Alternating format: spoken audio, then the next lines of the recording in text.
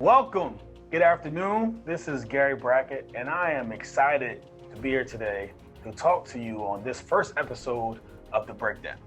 I wanted to create a platform where we could speak about some of the topics that are going on right now and really get deep inside of these topics, right? No surface level conversations, really some uncomfortable conversations, some things that you may want to have a conversation about that you may not feel like is the appropriate time. Well, I want to make this the appropriate time, and I want to make this a safe place that us to check our biases, because I, just like you, we all have them. And I think this is a great opportunity for what we got going on in our society to really come together, understand our biases, and once and for all, put an end to them, and we have a quest for this racial equality. It's going to take a lot of work, and I think this is going to be the beginning of what's going to be a monumentous moment, right?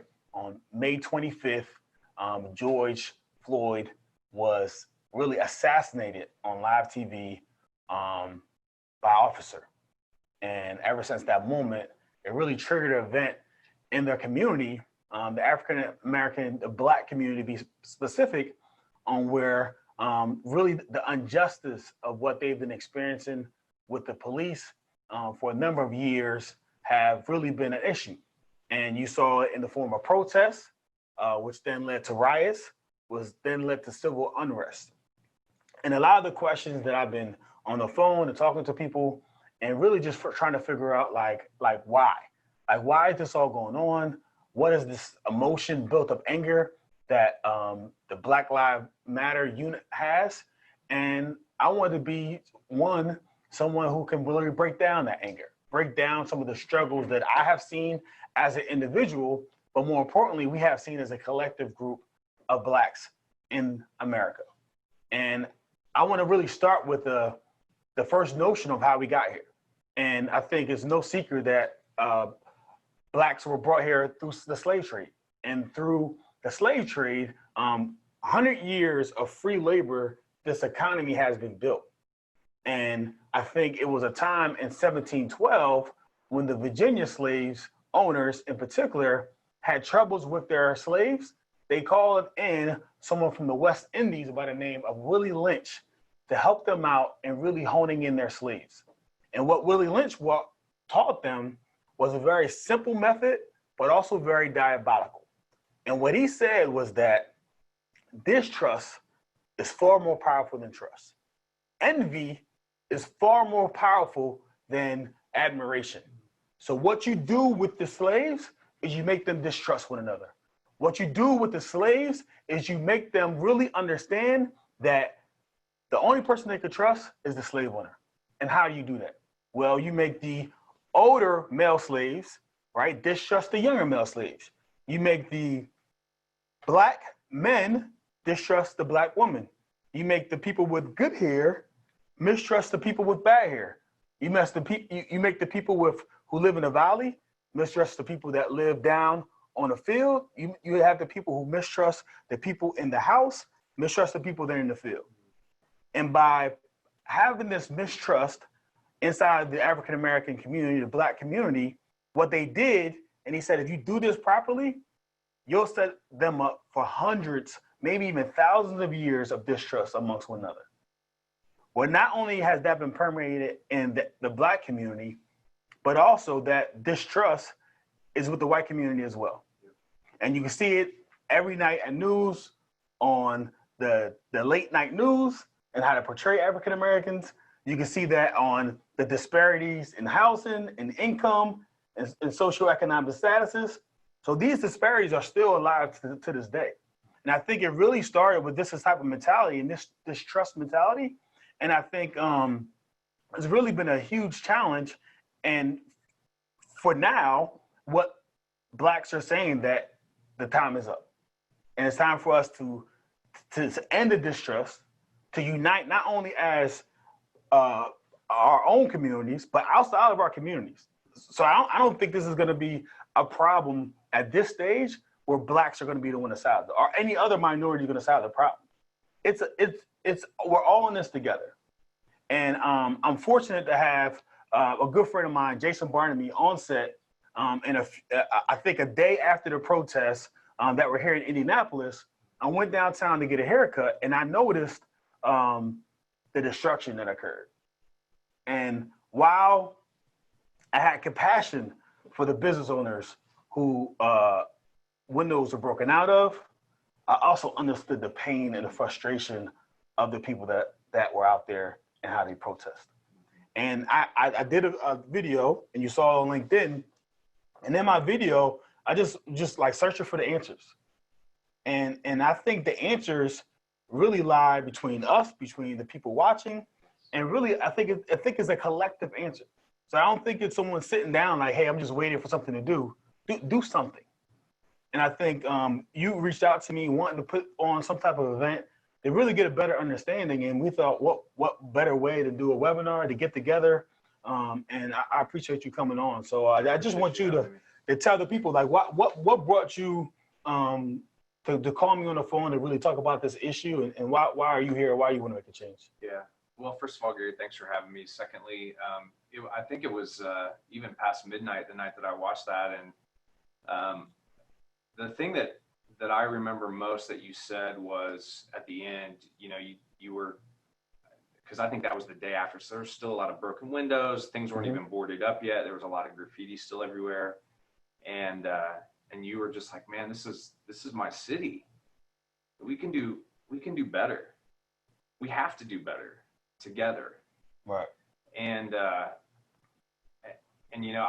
couldn't sleep. I'm like, man, it's late, but I tend to react and do things, and then like, oh, sorry, it was late kind of thing. But I'm like, I need to reach out. So I said, hey, I want to help. I don't know what that looks like. I don't know what that means. I didn't even really have this in mind at that time. I'm just like, I just want to let you know that I want to be a part of whatever it is that we can do. And as we started talking and having conversations, you've had lots of conversations with people since the George Floyd murder. I've had lots of conversations with people.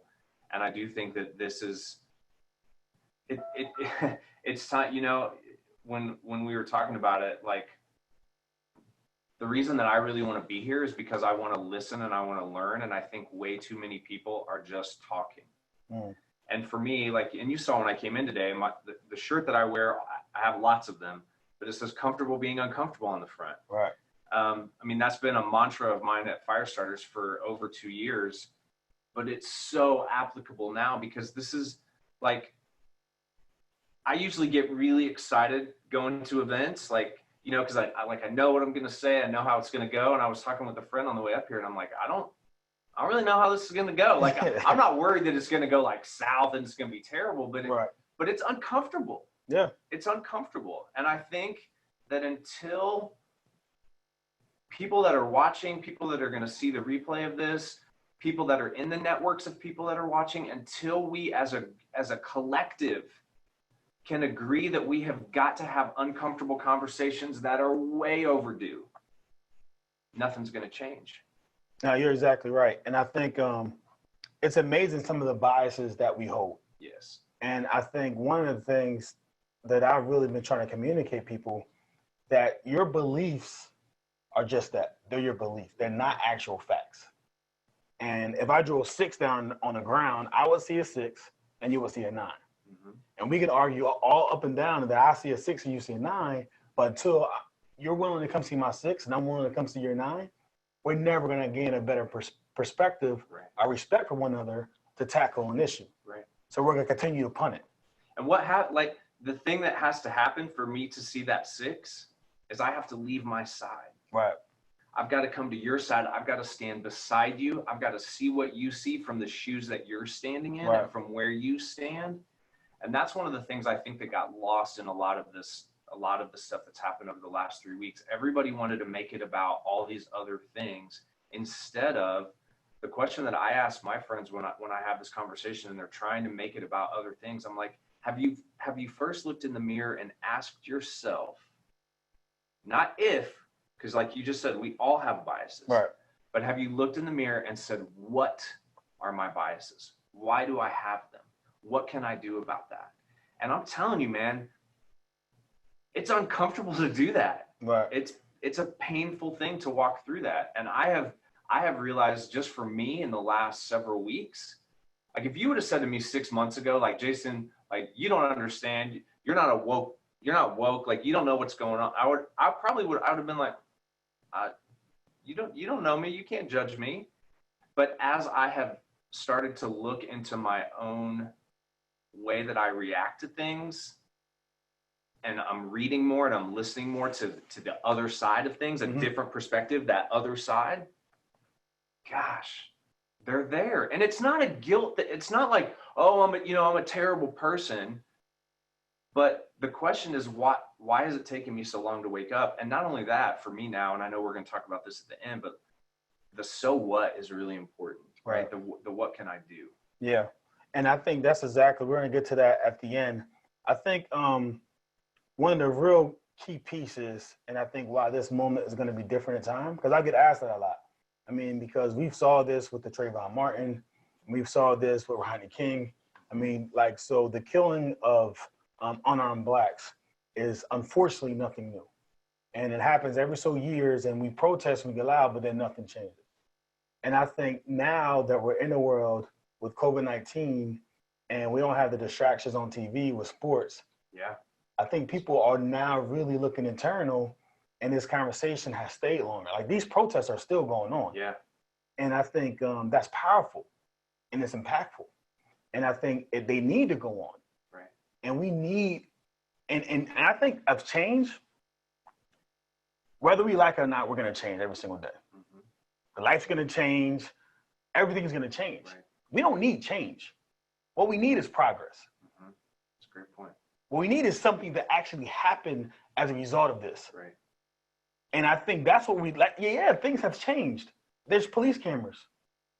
But conveniently, they go off right before someone gets killed. So I think what we really need is progress in laws and legislation, and the people that we hold accountable that are governing us, and the way that we hold ourselves accountable, how we govern our own individual conversations. And I think, as a Black person living in America, some people think because I'm privileged, it's something that I know. I was a professional athlete, right? Made a bunch of money, lived a great life, right? Saw some amazing things, was on TV. People know who I am. So Super Bowl. Right. So when I told you a question, I said, we're talking, and I said, hey man, when I get put over by a police officer at night in Carmel, I ask myself, is this the day that I get killed? Is this the day that the 5% or 10% of the bad cops that are out there, is this the day that he's the one that pulled me over and he sees a big black guy in a BMW with tinted windows and he thinks I'm up to something no good, and I make him nervous, and I am nervous because I'm pulled over, and I do something and he pulls out his gun and shoots me? And I got to tell you, man, I've retold that story to several of my white friends, and without fail, the reaction by all of them when I say that is their mouth just drops. Like, because my thought pattern in that, and this isn't to, like what you just said, that, this isn't a bash the police thing. It's there are some good ones out there, but there are some bad ones. Correct. There's some great ones. There's some really awful ones. And is it that time that you meet one of those bad ones who's also had a bad day and things just go badly? And when I talk about that with my friends, the reaction is, if Gary Brackett, who is known in our city and is a successful business owner and is enjoying the fruits of his labor and is, like you said, been on television and been a successful athlete, like, he's worried about that, what about all the other people that don't have any, like, have not had any of those things, right? Because like what you said at the beginning, like that privilege that you have, I think a lot of people think that gives you some sort of a shield, and maybe it does. I don't know. I don't have that. I didn't win any Super Bowls. Right. I haven't done the things that you've done, but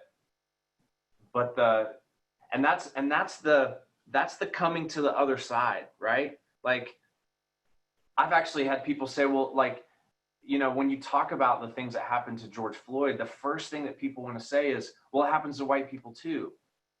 Okay, okay. But we're not talking about what happens to white people right now. The thing that we're talking about right now is the fact that that thing happened to George Floyd on television. And like, I know we were talking the other day about the Dave Chappelle special.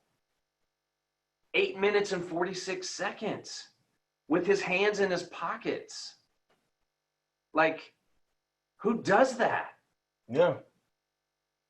With him crying for his mom, with him saying, like, with other people around saying he can't breathe. Like, that is the subject right now. We can talk about those other things maybe sometime in 2021, but this is the subject right now. Right. And that has to start with me being willing to come over to your side and look and see, in fact, odd is a 6. Right.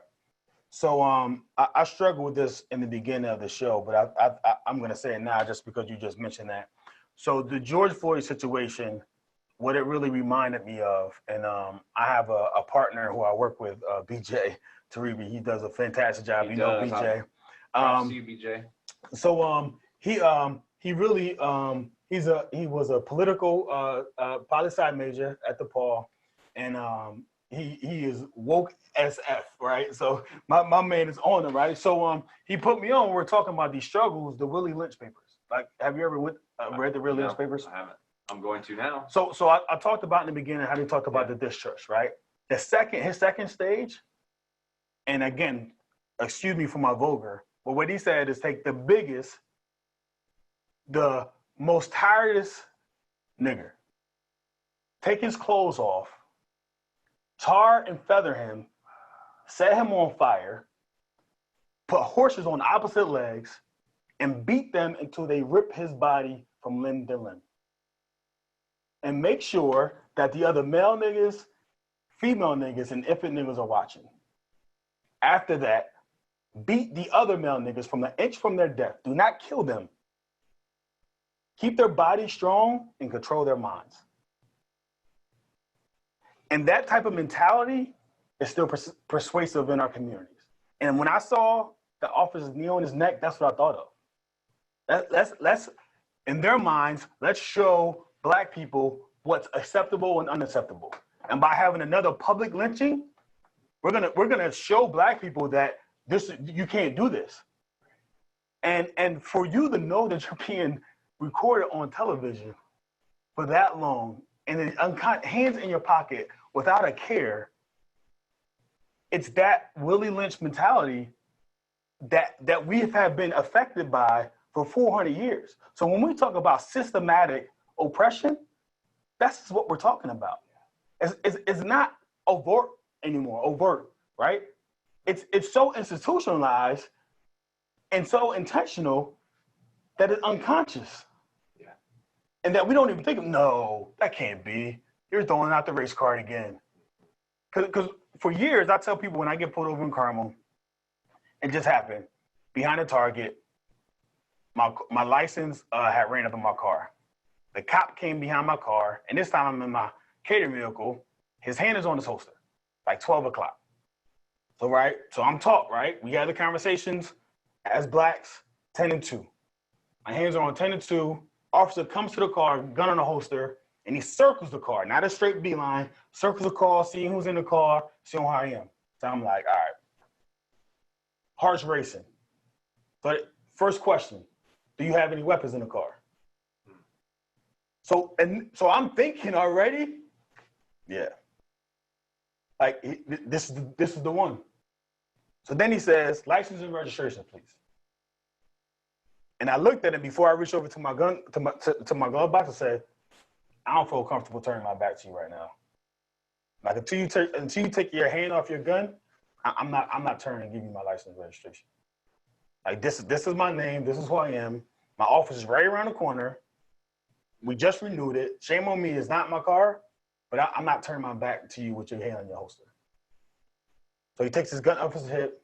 All right, now do it. So I do it, but my heart's racing. Right. And what happens when we're nervous? We make mistakes, right? We do things that we didn't plan to do. So I say that to say that mentality is still there. And then I posted something else on my IG of a little girl. I saw that. who saw a police officer, and the police officer stopped. White woman for no other reason, just to stop. That you just a random. The little girl's in the park. She throws her hands up and she's shivering and shaking in fear. And I think that's that systematic racism is, and how they have it, and why it's so prevalent, and why this is the time that we're going to remove it, is because it's all based on distrust. And it's all based on distrust because we don't have these conversations. We don't. So now that we can have conversations and see, oh, wait a minute, you think the same exact way that I do. Right. You have the same exact struggles that I do. Because when I'm telling people that, hey, you have privilege, I'm not saying you don't work hard. Right. I'm not saying you didn't bust your ass. I'm not saying that you don't struggle. Right. What I'm saying is, because of your color of your skin, that's not one of the things that you face as a university. Right. And I can tell you that, you know, and you just talked about that, and I saw, you know, Black Lives Matter, the hashtag, you know, was everywhere again. And so then people are, blue lives matter for the police, right? All lives matter, white lives matter. Like,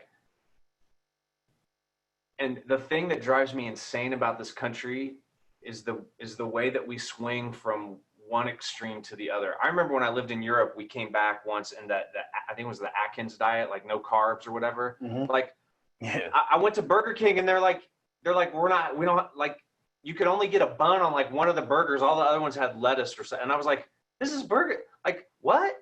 Yeah. And I mean, it was so far over to the side. And so what I see when stuff like this happens is that, you know, it's like Black Lives Matter. Well, then everybody just assumes that that means other lives don't matter. Right. And again, if you would have this conversation with somebody, which I have had, like, I have one more white person tell me that they've, like, I have Black friends. Like, have you talked to your Black friends? Like, have you sat down and had a conversation with your Black friends to ask them about Black Lives Matter? No, most of them have not. And so when I was talking to my friend, and when you said that about, you know, with his drawing the correlation with the Lynch papers and that officer, is that what so many Black people saw on the television was that our lives don't matter, because look what can happen on television, on video, with all of these people. And so for all of my white friends who want to talk about all lives matter, yes, they do. But right now, the thing we're talking about is Black Lives Matter, and the fact that we, as a white person, I can't relate to what happened to George Floyd. Right. I can't relate to what happened to you and an officer asking you if you have a weapon in the car. I've never been asked if I have a weapon in the car. Right. I asked one of my Black friends last week, we were talking about the talk. You and I talked about this. Mm-hmm. I was like, hey, we were texting. I said, hey, is this a real thing? Because I've just heard about it from Brian Neal, actually, was the person who brought it up, because he had heard about it from somebody. And my friend, he was like, oh yeah, he's like, it's real and it's necessary. And so can you just talk a little bit about what the talk is? Because I had a talk when I started driving, but it was more like respect people in authority. And when an officer comes, like, yes, sir, yes, ma'am, whatever, that was it. It wasn't the same talk that you had. Yeah. So, I mean, the talk that I got from my father is the same talk that he got from his father. And when he was growing up, the talk was like, hey, son, there was a guy called Emmett Till who went into a convenience store and allegedly looked at a white person, right? And we know the rest of that story. In my hometown, Glasgow, New Jersey, 1994, one of my classmates got killed by a police officer. He was chasing his cousin with a knife. They're fighting. He's chasing his cousin with a knife. The police officer shoots him, right? And this is like far range. He's 20 feet away from his cousin. He's running. Police pulls up on the scene. They see the scene. He gets out of the cousin and shoots him, right? And the talk has always been, you know, when you're driving, when you're dealing with authority, just know you are seen as guilty before you even like have trial. And because of that, you have to act a different way. If you get pulled over by by a cop in your car, put down all four windows in your vehicle to let them know that nothing inside of there is unseen or that can hurt them. Put your hand at 10 and 2 and your eyes straight forward, because you don't want to think that you're disrespecting him. Before you reach for your license and registrations, talk to him. I'm reaching for my license and registrations right now. Do not make any sudden movements. Any sudden movement, any wrong movement will cost you your life. And we saw in the Sandra Bland case. And now, for me, because I have resources, my rebuttal is, you be damn sure your father's going to see you in court. And we're going to get our lawyer on the phone, and we're going to have a day in court we can deal with it. But you know what? A lot of people don't have that lawyer. That's right. So some people, without a father, without the talk, right, they're making sudden movements and all these type of things. And unfortunately, we see what happens. And I think it's very unfortunate, but my son, right, he's 8 years old, so he doesn't get it. He's silly. My daughter is 11. And she's in Carmen Schools, 3% black. And she ran for mayor. And they're going to Biztown. And she practiced her speech. She's a good speaker at 11, right? We practice with her. I'm like, hey, I don't want you to use cards. I don't want you to memorize a speech. I want you to internalize a speech as a speaker, right? We're not reading off cards. Great advice. It makes me sick when I see. Stop reading off cards, people. Yes, please. Like, please. So she wins her class, hands down. Great speech, great personality. She's in the gifted class, and so now they have to have the larger, election for all the school members. So it was like maybe eight people, guys, girls, whatever. And I think she got voted like very low, right? She didn't win. So she's an emotional little girl. She gets mad. So she's talking. I'm like, hey, did you give your best? All right, that's all that matters. You gave your best. So we're talking. She's crying. I'm consoling her. She's like, Daddy, if I was white, do you think I would have got voted higher? And what do you say to your daughter to ask you that question? Do you lie and say, oh, no? Are you kidding me? The color of your skin doesn't impact the way people vote. The color of your skin doesn't give people biases on your capabilities of what you could do. And those are the conversations that we have to have with our kids, because hey, yeah, that could have potentially played a part. But you know what? We can't do anything about that. The only thing we could do is give our best. And if we give our best and we don't win, then it wasn't for us. But we're gonna give our best anyway. And I think that's like a very like a continuous conversation in the households of blacks, because we know like we got dealt a bad hand, and just by birth with our skin color. And we have to act in a different type of way in order to be successful, and it's wrong, and it shouldn't be that way. And I think this is what we're talking about, and that's why we're communicating, and this is why like the equality, like it needs to happen, and we need to like not make change, make progress on the issue once and for all. Yeah, and there's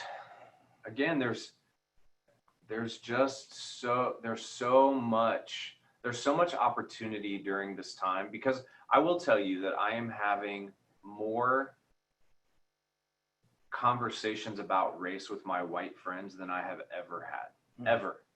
So I do think that there is the opportunity for progress, not just change.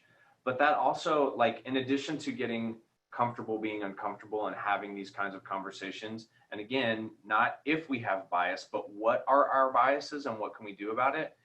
I think it needs to be, what are we going to do? Right. And so now I think one of the things that we need to talk about is what can people do? I had a Zoom call with some of my classmates from high school, black and white, a couple weeks ago. And I asked my black friends that were there with me, like, what would you what would you have white people do? Like what is, because I do think that there's, and I'll tell you where I have been part of this and the way that I'm describing it to people. I'm not an expert. I don't know everything. I'm not a diversity and inclusion consultant. Like but what I am is somebody who has realized for that the 49 years of my life, I have been comfortably numb. Right. I got enraged when Trayvon Martin was killed. I remember very vividly when Rodney King was killed. I was in college. I was actually in an African American history class at the time. And so lots of very candid conversations around that. But most of my life, my response has been kind of shaking my head and man, that's terrible. And then I moved back on. Right. And so what I've told people is like, you're going to see posts from me on social media that are going to make you uncomfortable because I'm done just shaking my head and not doing anything. That's one step. The other thing I just want to say before we get into the strategy piece of this is that there are so many, activism and action for you is going to look different for me. It's going to look different for BJ. It's going to look different for your 11-year-old daughter, for your wife, whoever it happens to be. So let's not shame people because they're not doing the same things that we're doing. Maybe they've gotten really quiet and they're reading and listening and watching a whole bunch of stuff so that they can have an informed opinion. Maybe they went down and marched. Maybe they didn't. Maybe they're writing and tweeting senators and Congress people. Maybe they're not.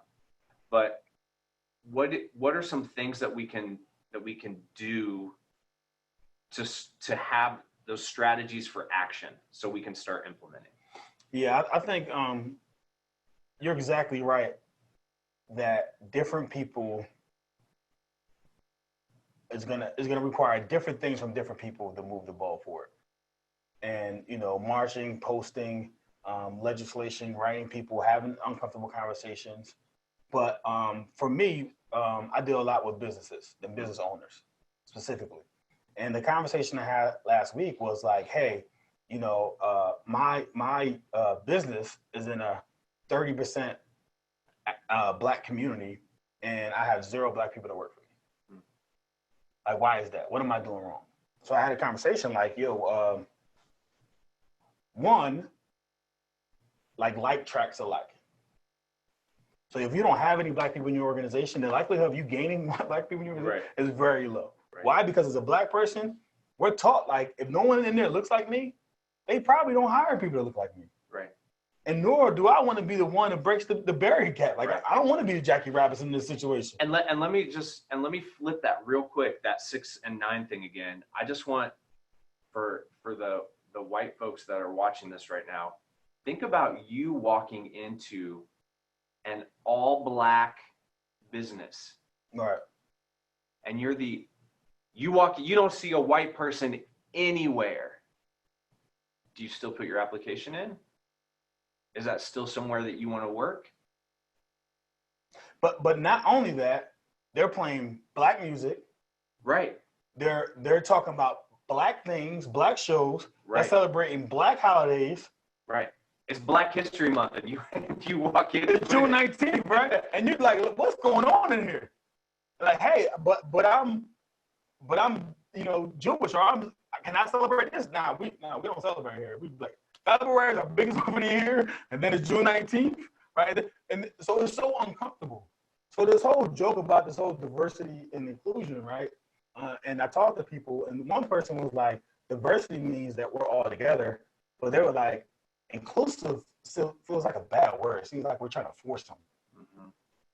Like this is gonna sound like let's make sure we have the token representation of each, right? Like we look around, it's like, okay, there's the African American, there's the Asian, there's the LGBTQ, there's the, I agree with you. Or business owner, right? You have no one in your C-level suite, no managers that are Black, and you say, well, they're just not qualified. Like when I look at resumes, this guy went to Carmel, he then went to, DePaul, and here's the application. This other kid went to IPS, he went to a public school, and he went to Ball State. And again, systematic rate, like because of redlining, right? Because of subprime mortgages, Right. African Americans weren't afforded opportunities to live in the neighborhoods with the so-called great school systems. And if we can take that one step further, you've got those applications, and the person went to Carmel, went to DePaul, but his name is Jamal. Right. And I've got another one that was Carmel and DePaul, but his name is Jonathan. So, like, and this is like a statistical, like, it's like a 30% more of a likelihood that Jonathan gets a call than Jamal. And I would have said to you 6 months ago, no. Like, I don't, right. I don't, but I ran a sales team. Okay. Yeah. My salespeople were talking to, I mean, we did $100 million deals for retirement plans. So we're calling on all kinds of people. And this is, again, the comfortable being uncomfortable. This is painful to admit. If I had Stacy and Lakeisha, I'm probably going, like, I would have, I don't even know if I would have had an interview with Lakeisha, because in my mind, I'm already like, she's probably got attitude. I'm probably gonna have to deal with the attitude. It's gonna be hard, like, and she's a minority, so if it doesn't go right, like, it's gonna be hard to fire her. HR nightmare. Right. Yeah. And so I've already, based on bias that I would have told you that I don't have, and you have it. We all have it. And so now the question is, since we have it, saying that we have it, and then making sure that we do something about it. So like you were saying, I think, because we were talking about this the other day, and I think your point is really good. So they're in that community. It's a 30% Black community. They have no Black employees. And your question was about hiring processes, right? Second step. So if you're fishing for mahi-mahi, right? Big old fish, right? Are you going to go to the lake to go fishing for them? Right? Are you going to go to this big company organization? Are you going to go somewhere else to the ocean to fish for them, right? Right. So I think being able to hire him was all online. Yep. In his community, there's disparities of people who have internet, right, or either a computer, right. So now thinking, like, oh man. So now thinking about ways in which you want to attract people of diversity, right. You have to then be able to look and see what are some of their challenges, right. And languaging. How are you languaging? How are you attracting? How are you developing? So all of these steps are things that you can do in order to kind of help become more diverse. But then when they're in there, inclusive. Yeah. So inclusive means, for me, like being invited to a party, and then like even a step further, not being invited, like being on a planning committee. Mm-hmm. Right. Hey, what kind of music are we going to play at this party? Right. Hey, I was on a planning committee. What kind of food are we going to serve? What kind of food are we going to serve? What kind of drinks? Who's going to be the DJ? Right. I've been on planning committees. Big planning committees. I know how those conversations go. What's going to be our music? We're going to do the all 80s band. 80s band? No. We're going to do this jazz band. Mm-hmm. Right? And I think we don't have those conversations if we don't have diverse people inside those rooms making those decisions. And so the thing that I'm learning in these conversations as I'm listening, so right now I'm listening to the book.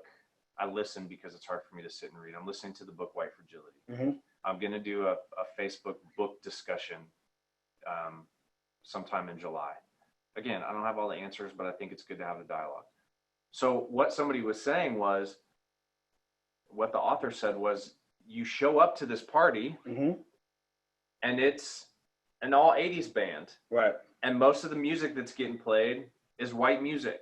So all of this stuff that's in our culture is reaffirming to you that, like, there's another world, and you didn't grow up as part of that world. Right.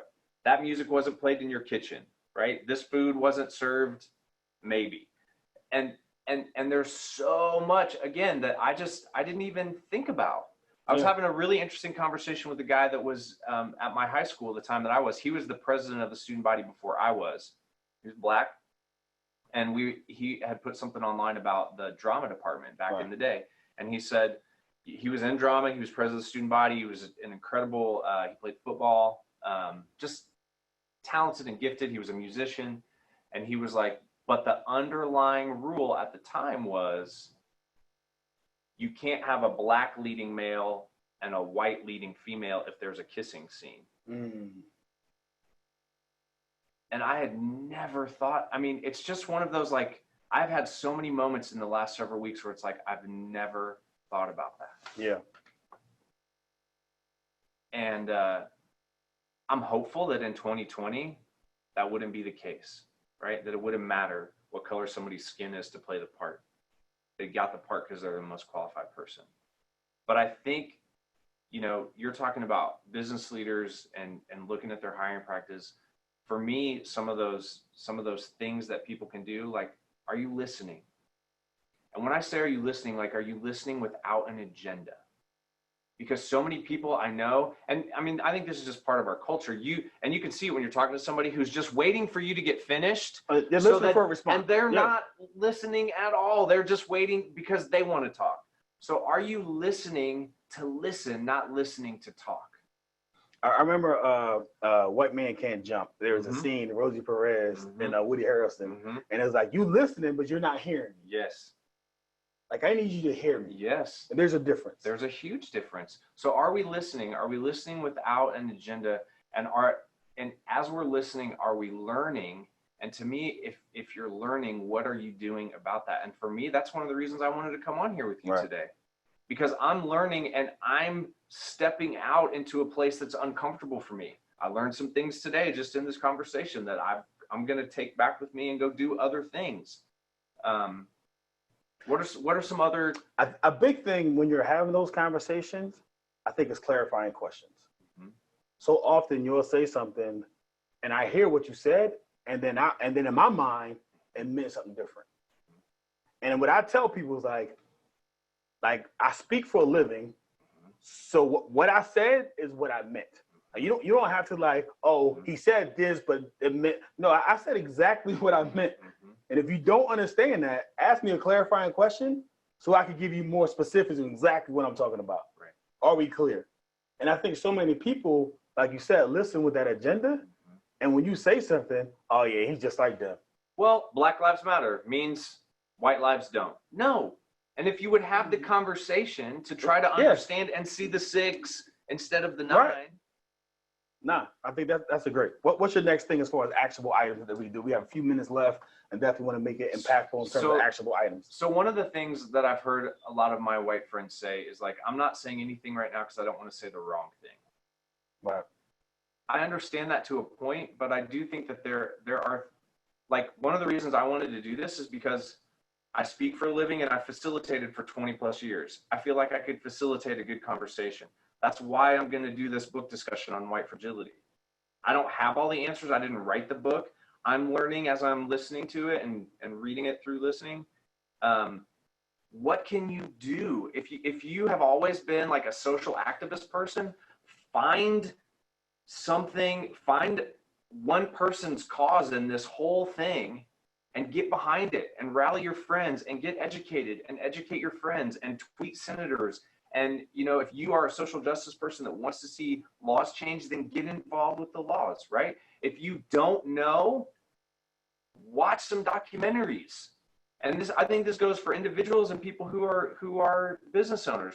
My wife and I watched 13th. Holy cow, I'm gonna watch it again. My dad, who's 79, told me the other day, he said, I just watched it. He said, it's taken me 79 years to get here, Jason. Right. And we had conversations like, I was always taught, like, you love everybody. It's not my black friend, it's my friend, right? It's not my Mexican friend, it's my friend. But he's like, I have bias and it's taken me 79 years to figure that out. And as I'm watching 13th, I'm just like, I didn't realize because it didn't hit my comfortably numb bubble. Right. So at the very least, at the most minimal piece of this, pick up a book, watch a documentary, listen to a podcast, and allow yourself to not, as you're listening, reading, watching, whatever, allow yourself not to say, yeah, but. Right. Just listen and see what you can learn. No, that's great. That's great. So I think we're running out on 45 minutes. And in fact, so what we did, Jason and I spoke earlier, And we actually put together a list, a PDF that's going to be sent, emailed to you, and it's going to have some suggestions in terms of reading, some books that you can read, some movies you can watch, some podcasts, some more information to start the conversation. If this was helpful, please share this with your friends. Yes. Share this with your coworkers. We're in constant conversations and thinking about having bigger conversations. So if this is something that you want to see, blown up into maybe a conference with some breakout rooms so that maybe you can have some of those questions, I think we're going to be open to do that as well. And I definitely want to make sure you stay on because we're going to definitely have some questions and answers. Yeah. So if you have some of those questions, I want you to start writing those questions in today. Our team is going to feed us some of those questions, and then we can stay on for about 15 minutes. So top of the hour, we can jump off. But definitely want people that have to go. We want to respect your time and go. But people want to stay on. But I want to leave you with something. And it's a quote by Alice Walker. And that quote is that the most common way people give up their power is by thinking that they don't have any. And I really want to communicate to you that you have power. Yes. And that you sitting right there listening right now, you could be a part of the change. And it's not massive. Like change and progress is small steps. So you staying on this webinar, you sharing this, you having a conversation, you calling up your black friends, you having with your organizations, if you own a company, with your C-level suite, questioning. Again, your beliefs aren't actual facts, they're just your beliefs. So start educating yourself, start fact-finding, start being uncomfortable, and start living for the truth and putting truth to power. And I saw this message on Instagram, it's on Twitter. It was this it was like a game, right? And it was like all the wealthy people are playing this chess game on the backs of everyone else. And the comment was like, if they just stand up, the game will be over. If we just stand up, the game will be over. Yeah. And I think this is the moment that we come together, that we begin trusting one another, working together with one another, and that we stand up. And if we do that together, we begin to affect change, and we begin to see this notion of all men are created equal. We can actually see that living in real time in reality. So thank you all for joining this episode of Breakdown. I'm definitely staying on for some question and answer. We look forward to staying on and answering some of those questions. All right, first question out the gate. Yeah, so it is, how can we encourage people to know there is something called unconscious bias and be open, because a lot of people may not realize it. And this is from Lisa Wright. Right, so unconscious bias. So, I know Lisa. So we talked about it. It's funny, but not funny. And again, this is a safe place, right? So I want to be honest and transparent with you. So growing up, I had an unconscious bias against gays. And we talked about this. In football, right, and just arguing with my friends, the worst derogatory term that we could call them, right, excuse my language, I'm not that anymore, I've grown, right, I'm allowed to do that, was a faggot. And that was like what? You call me a faggot? Like, those were fighting words. Totally. And then you mentioned, the game that we played was smear, you gave the ball to the guy and it was called Smear the Queer. Right? And the queer was the guy, the sucker was. So those are all biases that I grew up with. And it wasn't until I got older, what do you mean? You mean all gay people don't like every guy that they see? You mean that gay people, they aren't rapists? They're not bad people? They're just right? And by the way, some of them are jacked and not little weak. And will kick your butt, right? So when you start learning these things, you're like, they're just people. And it's like, oh man, there's nothing wrong. That. So I think that's the unbiased that I have. But until I started having conversations and admitted the fact that, I feel this type of way. And someone else shed me to the light, I would never said that. I would have never grown in that area. So I think the first step is admitting that you have biases, and biases, and this is where people get confused. Biases isn't emotional IQ. Right. So if I'm walking down the street and I see 6 white dudes with chains on their head, bald heads, tattoos, swastikas, right? I'm probably crossing the street. Right. That's emotional IQ. If I see 6 black dudes, bandanas, pants hanging, I'm crossing the street. But the biases come in when you see a white person with a suit and you walk right past, nothing happens. But you see a black person with a suit and you cross the street because all of a sudden you think that he's black and he's evil. Yeah. And I think, Lisa, that's a great question because, first of all, like Gary just said, it's not if, it's the fact that we do. So I think white fragility, at least for me anyway, has really opened me up to some of the biases and things that I just haven't seen. But to ask yourself situations that I've heard my friends talk about, I get on an elevator, or I'm on an elevator and a black man gets on and I'm a woman and I'm on the elevator by myself. How do I feel? What's my response? Is it different if a white guy got on the elevator? Is it different if an Asian guy got on the elevator? If I'm pulling up to get if I'm going to the mailbox and somebody else is already at the mailbox, maybe they don't know that I live there. Or, a friend of mine was saying, a friend said, hey, come over and get this baby swing off my porch. He was black, she was white. It's in a mostly white neighborhood. And he was like, do I walk up on somebody's porch and take their swing? And if you see somebody doing that, is it different if that person's black or if it's different if that person's white, right? So thinking through, putting yourself in some of the everyday scenarios and how would you feel? And if it's different because the person has a different color of skin, that's a bias. Right. And many of us, again, we don't take the time to put ourselves in those scenarios and run through those questions. So start asking hard questions. No, that was great. Next question. Thanks, Lisa. Yes, thank you. This one is from Ray Hilbert. Okay. Hey, Ray. With I know your Ray. business, So, Ray. this one's directed to you, Gary. Yep. With your business, Stack Pickle, what things did you do to make sure you were being diverse? Did you have specific intentionality to address diversity in your business? What kind of music did you play at your business? What special things did you do to make sure your diverse workforce felt all loved and welcomed? What did you do to attract a diverse customer base as well? Right. So I think at the Stack Pickle, that's a great question, Ray. And I was on a show with Ray, so I definitely have a lot of respect for him. I think in terms of diverse, the first thing we did was with our menu, right? Obviously with different palettes of our menu. At one point we had 4 wing sauces. And I think in order to attract diverse people, we went from 4 to 14 different wing sauces. Wow. Right? So different flavor profiles, lemon pepper, things, Asian zing, right? Different profiles for different type of things. We also, right, diversity means a lot of things. Diversity in the way people eat. There's vegetarians.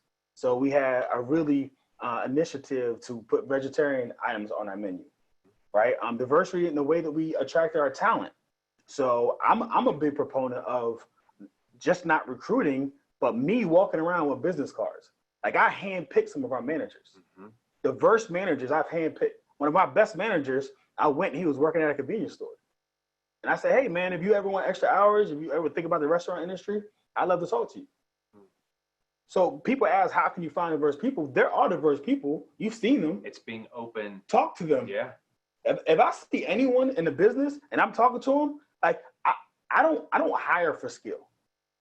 I feel like if you're a good company, you should be able to teach skill. Yep. You hire for personality. Yes. And if someone has a great personality, they're smiling, if they're high energy, I can teach hospitality industry. You can teach them whatever you need to. You can't necessarily teach the positive attitude. Right. And this is the last thing that we've done in our company, and it cost us significant. I had a very harsh policy against people who disrespected my employees. So I had countless amount of times, right? I was in the bar business, so people would drink and they would have one too many beers. And when you're intoxicated, those biases somehow come to the forefront. Yes. Right? Loudly. So one of our best customers, my bartender, black, was calling him all types of N-words, F this, you're not smart, go back to wherever. Best customer in the building. He got banned from our restaurant.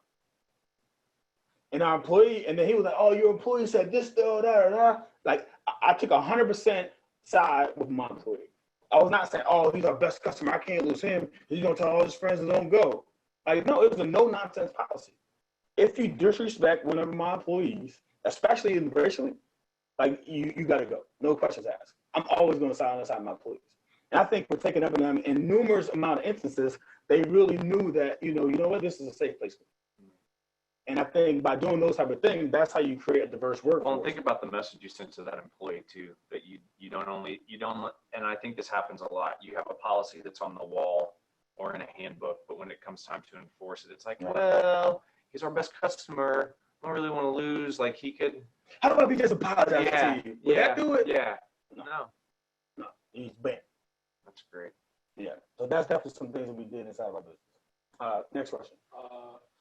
This one is from Dwayne Sawyer. Oh, hey, Dwayne. We all have had different experiences growing up, even Black people. How can we not use very large brushes to paint all people the same because of those biases? So for me,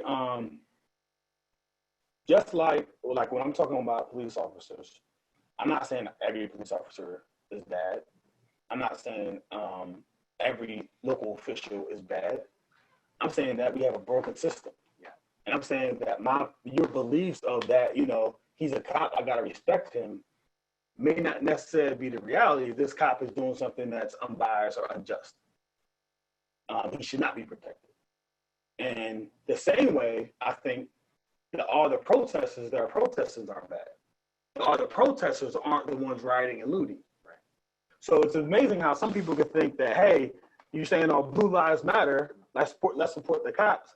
All the protesters are thugs, right? And it's amazing, right? Guy at the top, protesters, they're thugs, they're rioting, looting. If you loot, we will shoot. 2 weeks prior, people protesting on guns, the good people, they just want a haircut.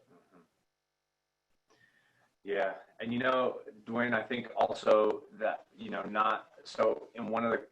that conversation I mentioned earlier, when I was asking my African-American friends about, if I'm telling people about this conversation that we had tonight, right? Mm-hmm. Do I say my African-American friends or my Black friends, right? Like, and my friend Don was like, he's like, just tell them you had a conversation with your friends. And so I think the best way, I do think, I don't think it's possible to live in a world where we don't see color, because we do, right? Your skin is different than mine, right? But I can see that and appreciate your culture and how you were brought up, but I can also just see you as Gary. Right.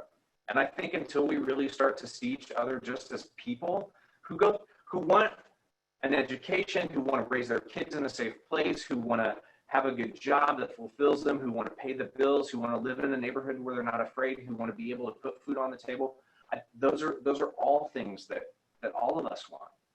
And I think once we get to that place where we just, that's the most important thing, I think we're going to be stuck not making a lot of progress. Right.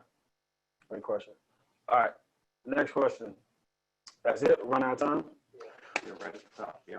Great. Well, awesome, man. So I like to be a stickler on time, and definitely we say hour, we're going to start at one time, finish on one hour. I'm trying to be respectful of everyone's time. Your time is just as valuable as ours.